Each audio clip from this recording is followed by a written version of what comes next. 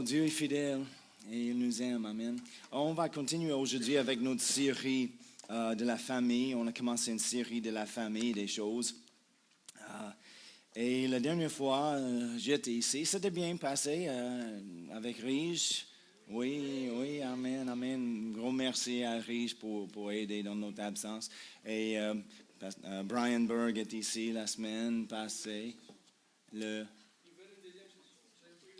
Oh. Ah bon, ok, je vais noter ça. Amen. C'est comment je fais les séries. Je commence avec une prédication et je dis, ok, c'est bon pour dimanche, mais non, ok, c'est bon pour 2, 3, ok, 4 dimanches, c'est bon. Mais merci à tout le monde qui était ici pour rester fidèle dans notre absence, parce que l'Église n'est pas le pasteur. Nous sommes l'Église, amen. Donc, plusieurs disent, le pasteur ne sera pas là, on va rester chez nous. Non, c'est pas la maturité vraiment. Les matures comprennent, nous sommes l'Église. Malgré si le pasteur est là, non, nous sommes l'Église, on arrive dans l'Assemblée. Amen. Donc, on va continuer. Et aujourd'hui, je veux parler au sujet comment avoir un environnement sain et sain dans la maison. Un environnement sain et sain dans la maison. Comprenez? OK, c'est bon? OK. Hey, est-ce que j'ai un accent de France maintenant? Non, pas du tout. On arrive. Pasteur John, il fait les blagues chaque fois que j'arrive. Parce que les films, je ne sais pas si vous connaissez ça ou non, mais les films québécois qui arrivent en France arrivent avec les sous-titres. Pour comprendre. J'ai dit, non, pas vrai. Il a dit, oui, c'est vrai. Et donc, il a annoncé à l'église, on a pensé on va mettre le sous-titre pour cette prédication sur l'écran quand Pasteur Gould prêche. J'ai dit, non, c'est pas nécessaire. Mais des fois, j'ai remarqué dans les cours les points d'interrogation. J'ai demandé, OK, c'est réglé. Alléluia. Mais pour avoir un environnement sain et sain dans la maison, premièrement, on va regarder vivre pour Dieu. Vivez pour Dieu. Si vous voulez la présence de Dieu dans la maison, et c'est tellement important parce qu'on trouve quoi? Notre bannière est à la porte. Je veux le bannière en avant encore. Mais il dit, c'est quoi? C'est le rafraîchissement. C'est l'année de rafraîchissement. On prend le rafraîchissement dans la présence du Seigneur. Mais si la maison est vide de la présence du Seigneur, on manque un rafraîchissement. On a besoin de la présence de Dieu dans nos maisons. On veut qu'il est là avec nous. Il nous aide. Il est présent dans la famille. Malgré qui est dans la famille, même les personnes, tous sont sauvés, moitié sont sauvés, non sauvés, les enfants sont là, il y a une mère et un père, juste une mère, avec la famille, 2 enfants, 10 enfants. On a besoin de la présence de Dieu.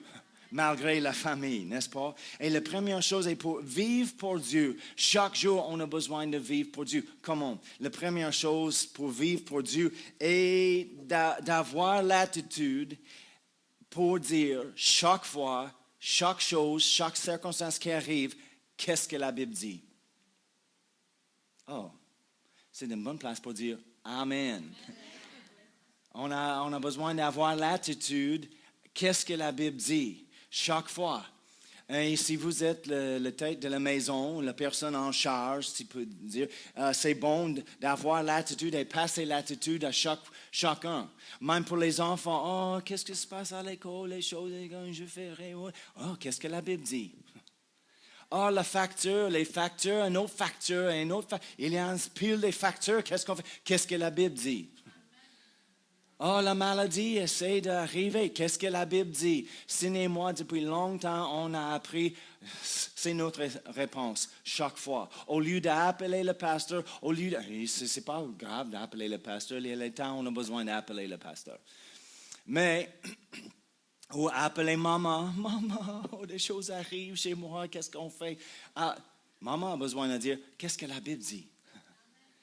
Parce que j'ai aucune réponse sauf pour la réponse de la Bible. C'est la sagesse. Pour chaque circonstance, on a besoin des réponses de la Bible. Regardez Josué 1, verset 8. C'est familier, mais regardez pareil. C'est pas souligné dans ta Bible. Et je ne sais pas.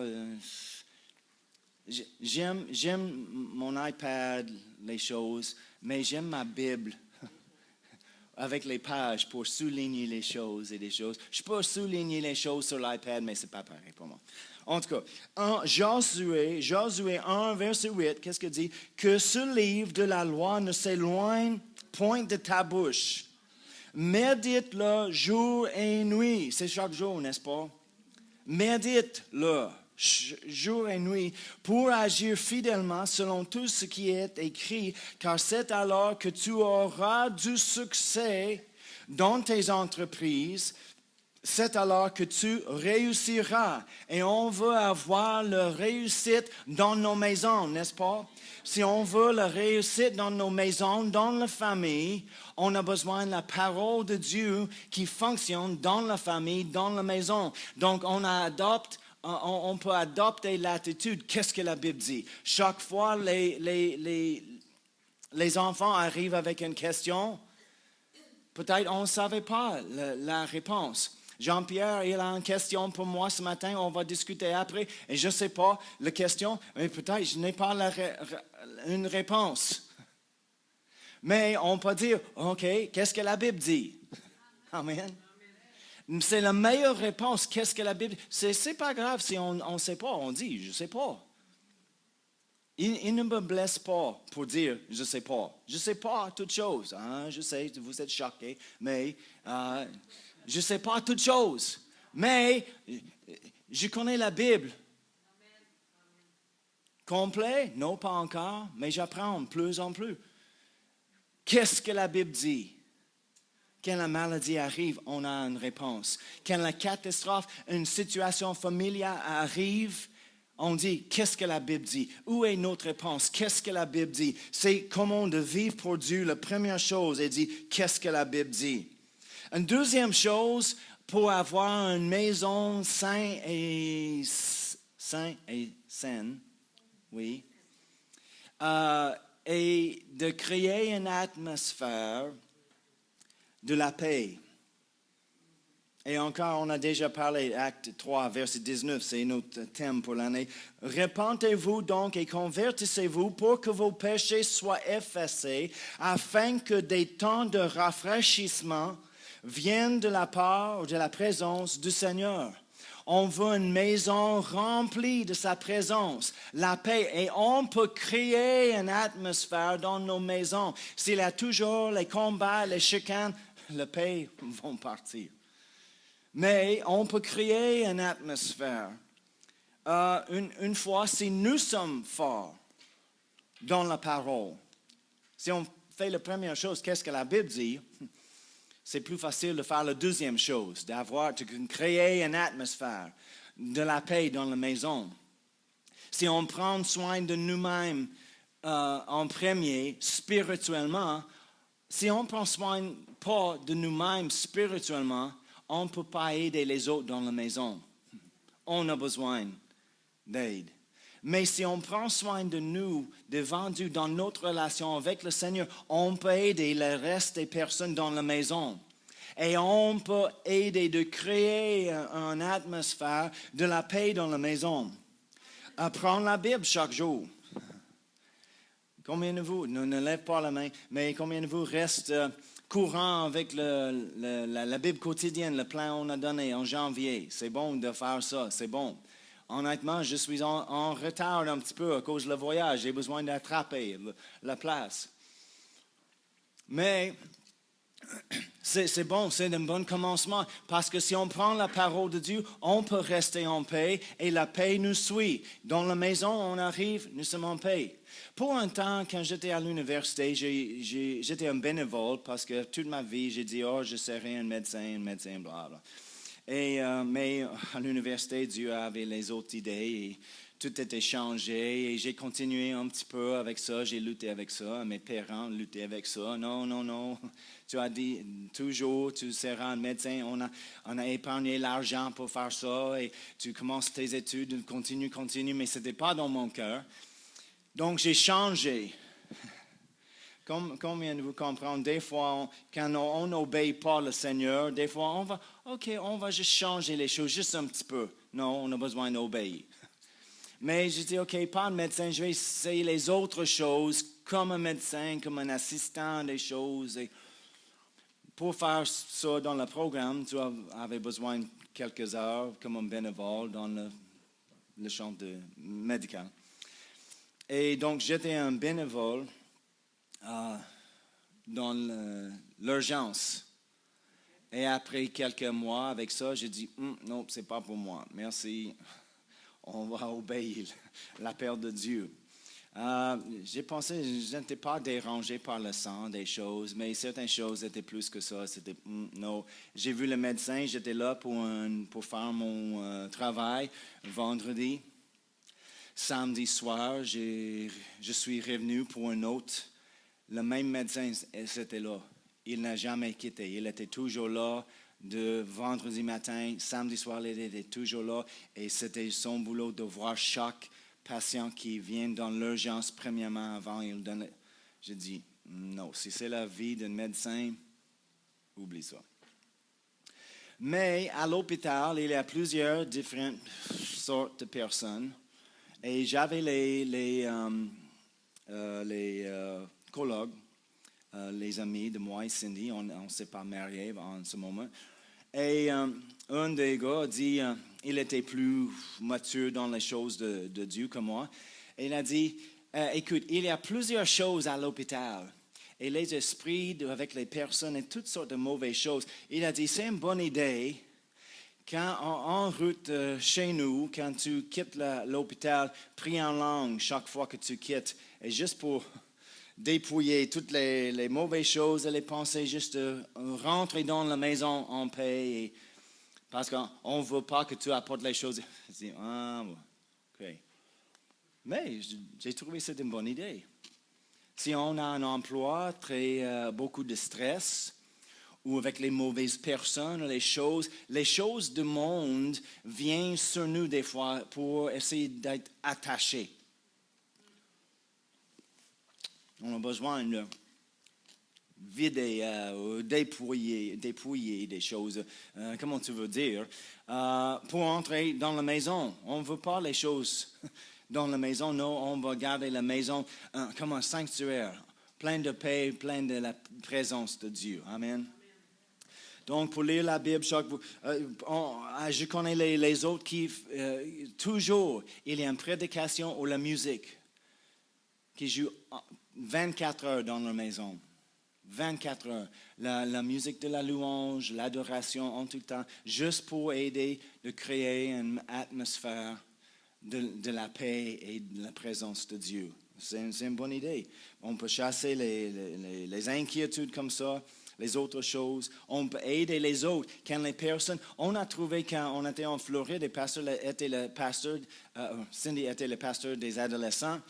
Des fois, il y a certains adolescents qui ont aimé d'être là chez nous. Et j'ai dit des fois, ils sont toujours ici. Je veux se coucher, mais il y a toujours les personnes. Elle a dit, vas-y. Et après, elle a dit, mais je pense que c'est parce qu'on a la paix dans notre maison. Et cette personne, il ne connaît pas la paix dans sa maison. C'est pourquoi il aime de rester dans notre maison le plus longtemps que possible. J'ai dit, oui. Des fois, on prend pour acquis les choses. Quand nos enfants sont guéris, en paix des choses, et on oublie, le monde n'est pas comme ça. Il y a beaucoup de troubles dans la maison, beaucoup de chicanes et colère dans la maison, et un manque de paix. J'ai un ami dans le ministère, il joue du piano et son épouse a travaillé avec quelqu'un et la madame était juste dérangée complètement, passé un temps très, très difficile. Et elle a dit, viens chez nous. juste pour manger avec nous ce soir. Viens, viens. Elle était vraiment dérangée. Et le monsieur, il est arrivé et elle a dit, mon cher, joue quelque chose sur le piano, chante quelque chose. OK. Elle a dit, juste, toi, reste là et je vais commencer de préparer le souper. Et elle était dans une chaise, elle a commencé de juste chanter, jouer du piano, chanter la louange de Dieu. Et elle a dit, après juste quelques minutes, oh wow, je peux rester ici à jamais. C'est merveilleux. Mais pour eux, c'était normal parce qu'ils avaient une maison avec une atmosphère de paix. Nos paroles sont tellement importantes. On crée une atmosphère avec nos paroles. Si on loue le Seigneur, on invite la présence du Seigneur.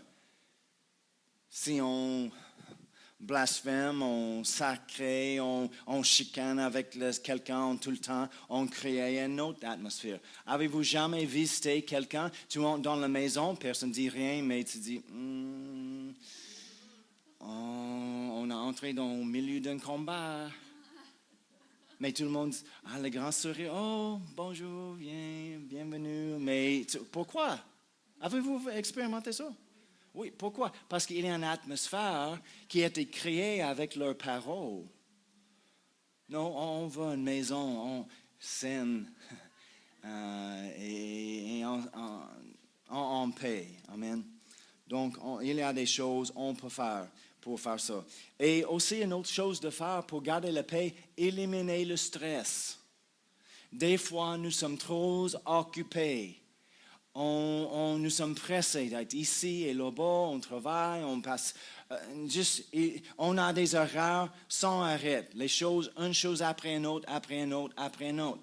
Mais pour garder la paix et on arrive stressé, on se lève, nous sommes déjà stressés, on n'a pas commencé la journée, mais nous sommes déjà stressés. On arrive dans l'après-midi ou dans la soirée stressés, les enfants demandent une question.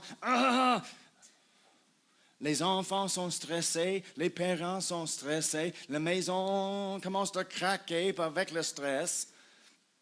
Non, on a besoin de peut-être juste parler ensemble dans la famille. Qu'est-ce qu'on peut faire pour éliminer quelques stress? Est-ce qu'on fait trop? Il y a toujours les activités, les choses. Des fois, on a besoin juste de reculer et on a besoin de plus de temps. Mais malheureusement, plusieurs, même chrétiens, disent on va couper l'Église. Non, ce n'est pas la sagesse. On prend la force ensemble, n'est-ce pas? Amen, amen.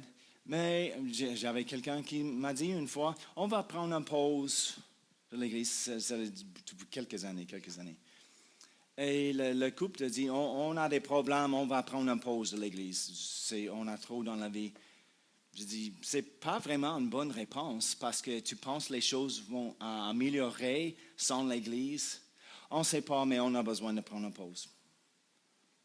OK, mais ne prends pas une pause trop longue.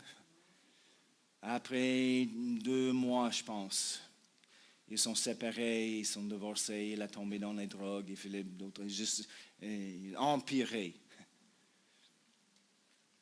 Non, il y a des choses, on peut couper ou juste faire un arrangement avec les choses pour améliorer le stress.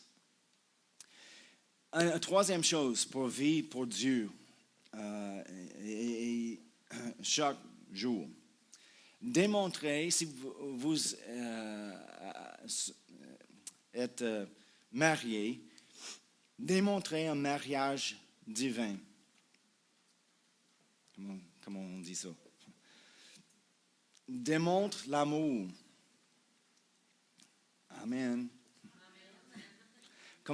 C'est comment les enfants apprennent les bonnes relations. Ils regardent maman et papa. Quand on voit que maman aime papa et papa aime maman, c'est bon. Si maman et papa chicanent tout le temps, les enfants apprennent une autre chose. Non, on a besoin d'aimer les uns les autres, de montrer l'amour. Ne chicane pas en avant les enfants. Non. Et pour Cindy et moi, quand on a disputé les choses, on a dis pas chicaner ou on a un combat. On a dit toujours, on discute les choses. Même si c'est une dispute, on discute. Et des fois, si tu connais Cindy, elle est passionnée. Elle peut discuter les choses avec beaucoup de passion. Et moi, j'ai appris tôt dans notre mariage, dis pas, calme-toi. Hey, calme-toi. Ah! Non, je dis, calme-toi. Mais ce n'est pas une bonne idée. Mais en même temps, des fois, les enfants disent, pourquoi tu combats? On dit, on ne combat pas, on discute les choses. Oh, non. Non, mais nos enfants, des fois, ils pensent que c'est un combat, mais ils n'ont pas vu les autres, les vrais combats. Je dis, non, tu ne connais pas les combats. Ce n'est pas un combat, on discute à haute voix, des fois, oui, mais en même temps, il y a une façon, s'il devient trop élevé, on ne fait pas devant les enfants. Parce que les enfants ont besoin de rester en sécurité. Souvent, les enfants sont jeunes et ne comprennent pas pourquoi maman et papa parlent comme ça. Ils pensent de le divorce, ils pensent des autres choses, les mauvaises choses, parce que mon ami à l'école, il parle sa famille comme ça, et ils sont divorcés maintenant, et peut-être... Non, on a besoin de garder nos enfants en sécurité. Okay? Donc, on peut attendre. Des fois, je passe à une autre chambre et ferme la porte, les enfants écoutent. Ils ne sont pas ignorants, ils entendent les choses. Attends, tout le monde se couche. Et quand les enfants ne sont pas là. Si tu as besoin de discuter les choses importantes, des fois, ce n'est pas les affaires des enfants. Okay? Même si ce n'est pas une grande chose, mais c'est important et c'est pesant, c'est lourd pour les parents, c'est un fardeau pour les parents. Ce n'est pas nécessaire encore pour les enfants de savoir ça. Parce qu'encore, les inquiétudes arrivent. Parce que comme les parents, les adultes, vous avez la maturité, on espère, de s'occuper de ça avec vous-même. Mais les enfants les plus jeunes n'ont pas la maturité d'entendre certaines choses, certains problèmes. Il a besoin de rester ignorant de ça. Kenneth Hagin a dit toujours, pour quelques années, il était un pasteur, il était un pasteur d'environ 4-5 églises pendant une période de temps dans son ministère. Et il a dit, on n'a jamais discuté les problèmes ou les personnes de l'église en avant de nos enfants.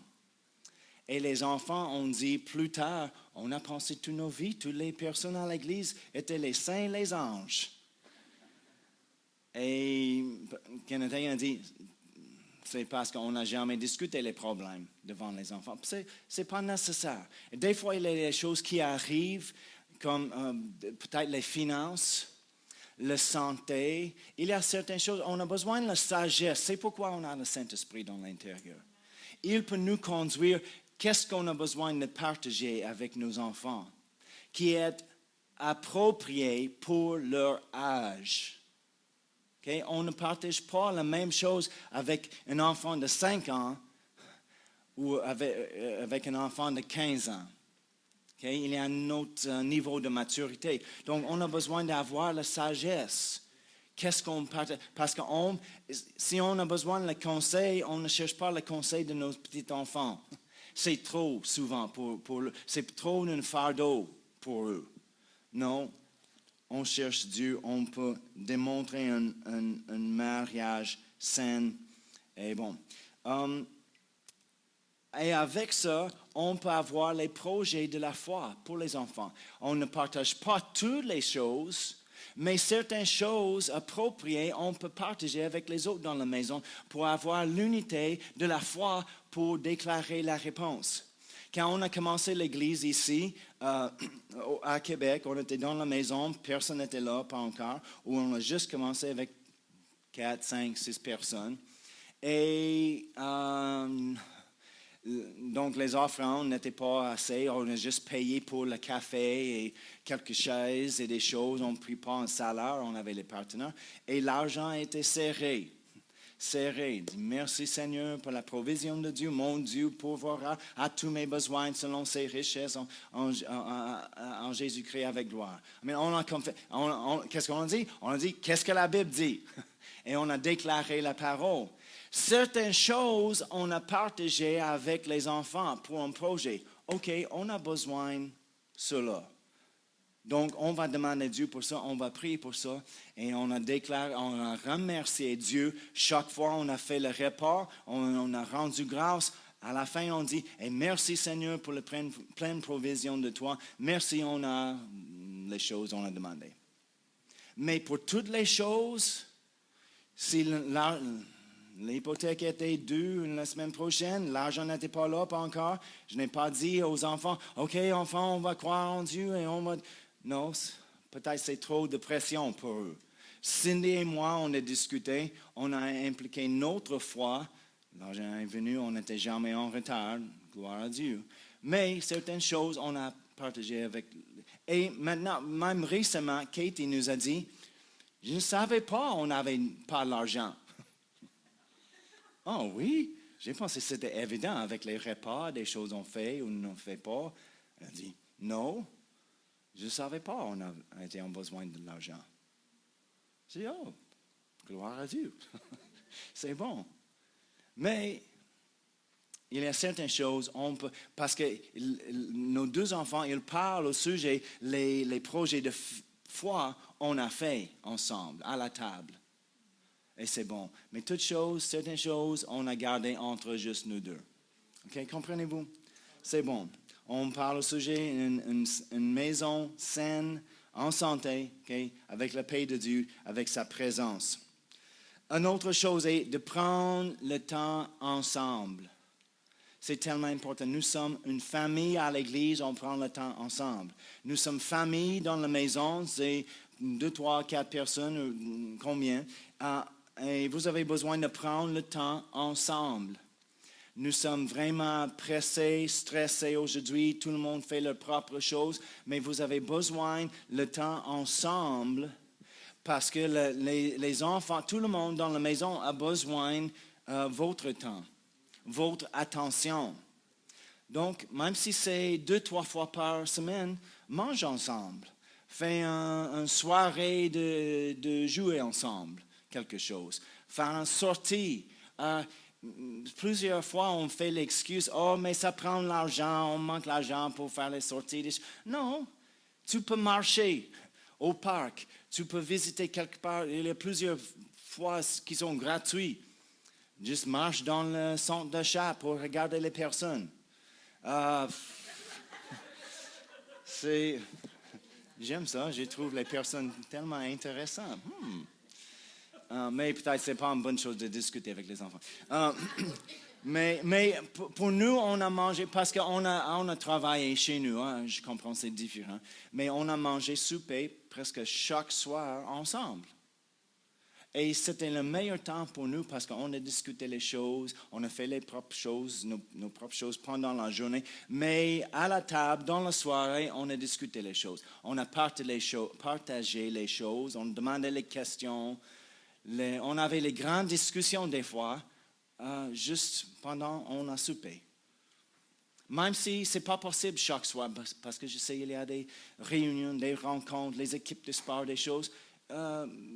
Cherche un temps pour le faire pendant la semaine, quelque chose ensemble. Pour nous aussi, l'Église était un temps ensemble. Même si les enfants étaient dans leur classe, on est arrivés ensemble, on est partis et on a discuté dans la voiture. Qu'est-ce qui se passe dans ta classe? Qu'est-ce que tu as parlé? Et souvent, les enfants disent, je ne sais pas. Oui. Mais on a discuté les choses. C'était un temps ensemble. C'est tellement bon. Okay.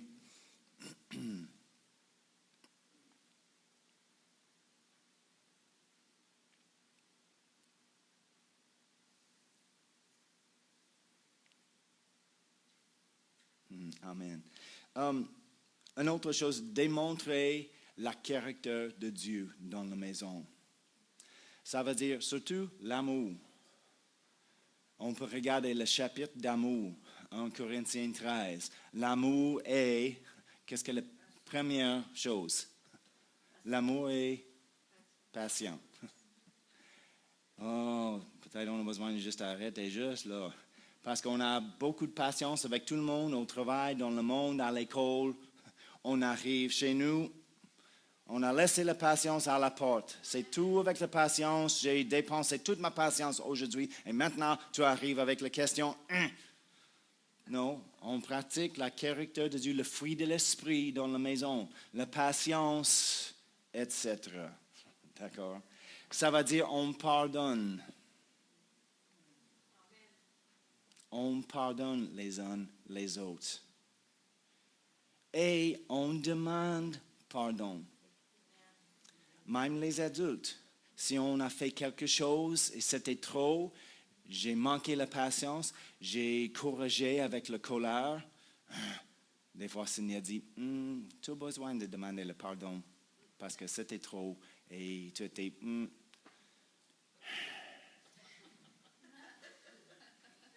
Pas tout de suite.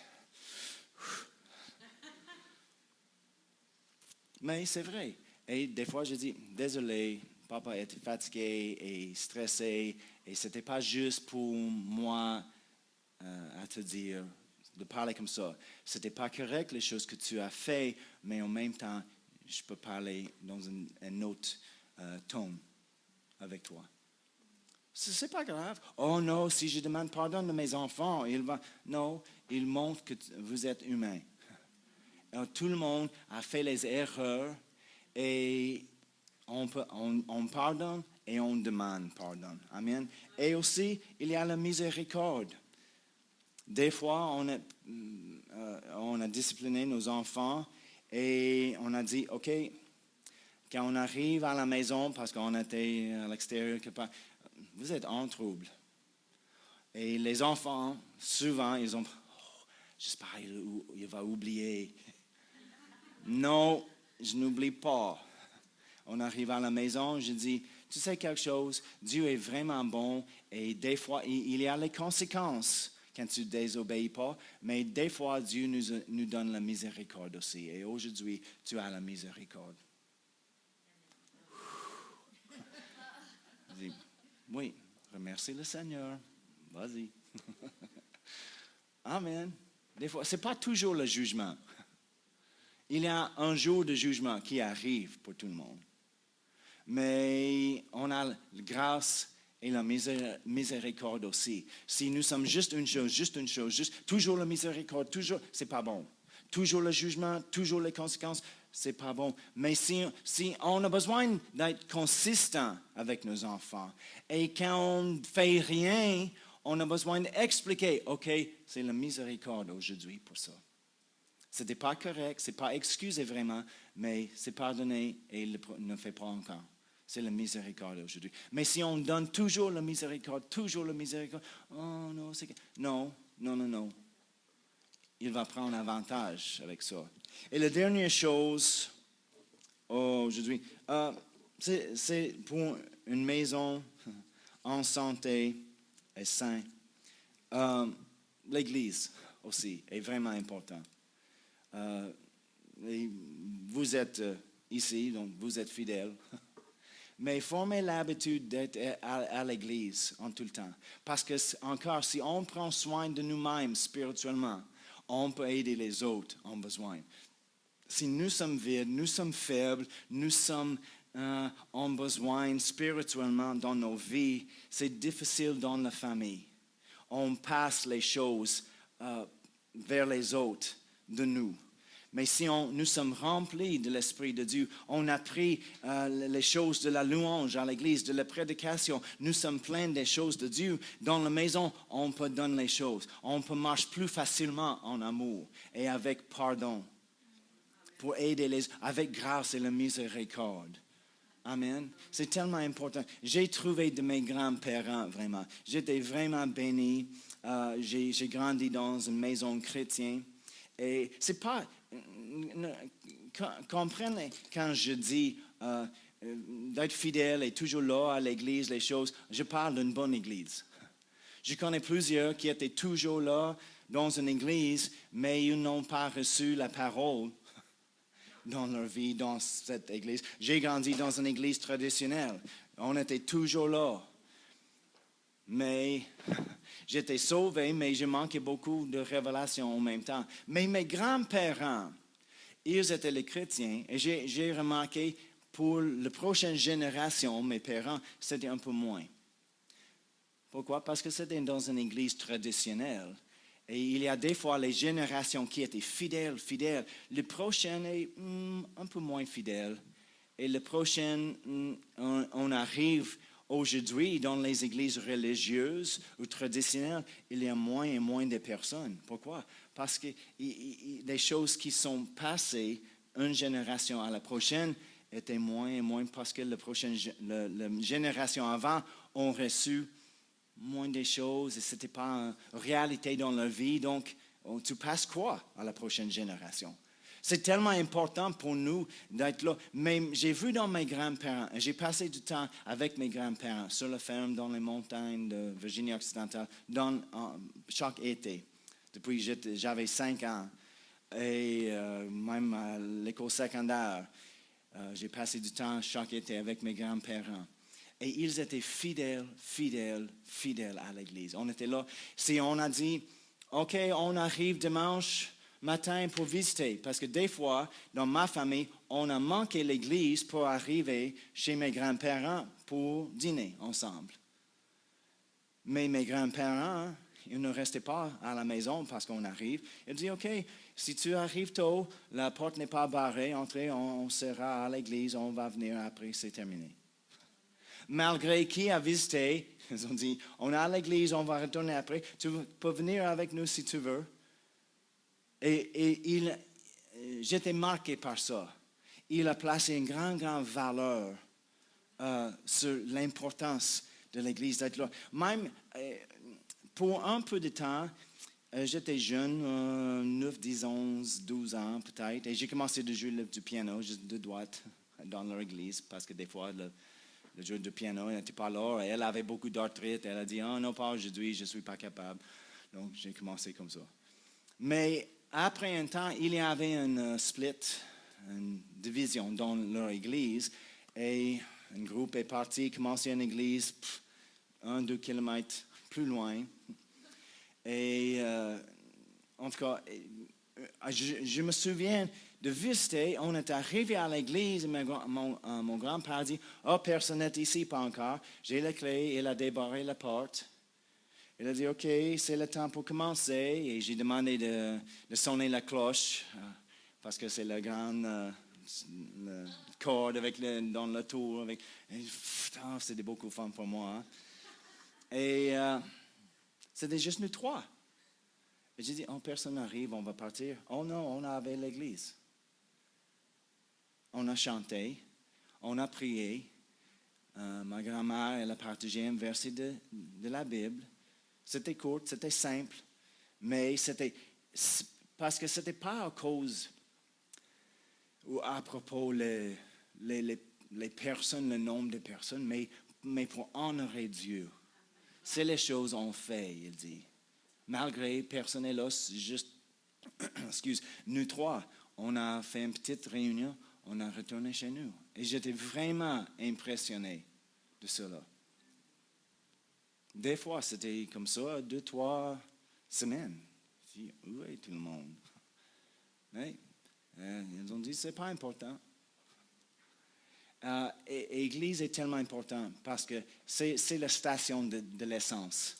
Certainement, tu as besoin de faire les choses chaque jour, quotidienne, avec la Bible, en prière, de louer le Seigneur chez vous. Mais l'église est où on rassemble ensemble comme une famille. Et on partage avec les uns les autres. On encourage les uns les autres. On aime les uns les autres. Même si tu n'as besoin de rien, il y a quelqu'un qui a besoin juste un mot d'encouragement. Une bonne serrée de main. Et le regard dans les yeux. Oh, c'est bon de te voir aujourd'hui. Sois béni. Amen. Oh, juste juste avoir le touche. C'est important. Les humains ont besoin des touches des autres personnes. Dans la maison, maman et papa partagent les câlins devant les enfants, donnent les becs. C'est important. C'est comment un garçon apprend comment de traiter une femme. Il regarde papa.